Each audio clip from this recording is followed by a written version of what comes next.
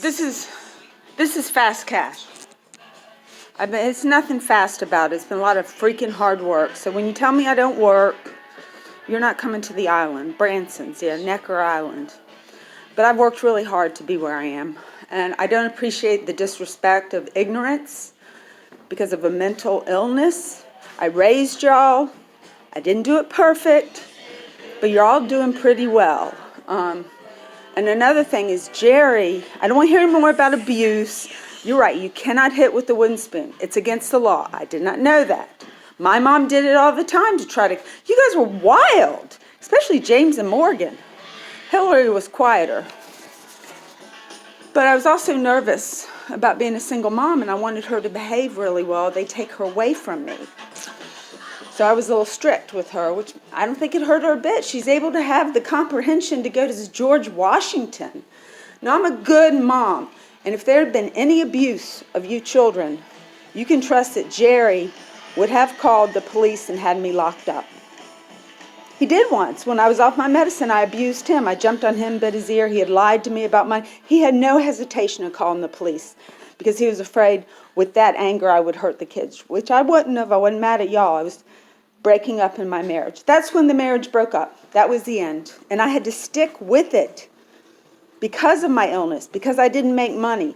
I would have moved out so fast and bought my own house. I would never have seen your father again except in court. But I had to stick with that fucking awful alcoholic liar and wanted to have sex with me, and I hated him. It sucked. It was stressful. I wanted to be with Kent, at least as friends.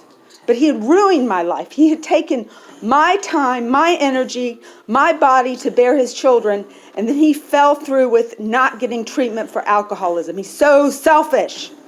I got treatment. I went to therapists. I went to doctors. I took medicine.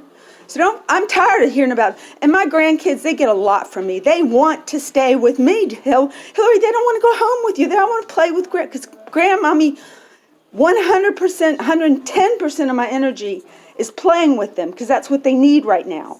You know, if you're setting in them in front of the TV set while you're busy studying, you might want to rethink your position. Or if it's because I have a mental illness, you might want to rethink the stigma. I can be manic as hell and still not violent, ever. I can be depressed and definitely not be violent. But I never abused y'all. I did hit you with a spoon, but not that one time James got a bruise, a little bruise. Unbelievable, the way Jerry just let him run. He was running up from Jerry's house to run away from Jerry, and Jerry let him do it. Don't you see? Remember all the times he'd jump and run away from the car? Jerry let him. I wouldn't have. I said, honey, no, you're going to sit down here and put these pants on. But your dad had no boundaries. He should have put his pants on at his dad's house and not come up to me to do the dirty work. And that's what Jerry was letting him do. He said, well, I can't get it. He wants to be rebellious and not wear pants.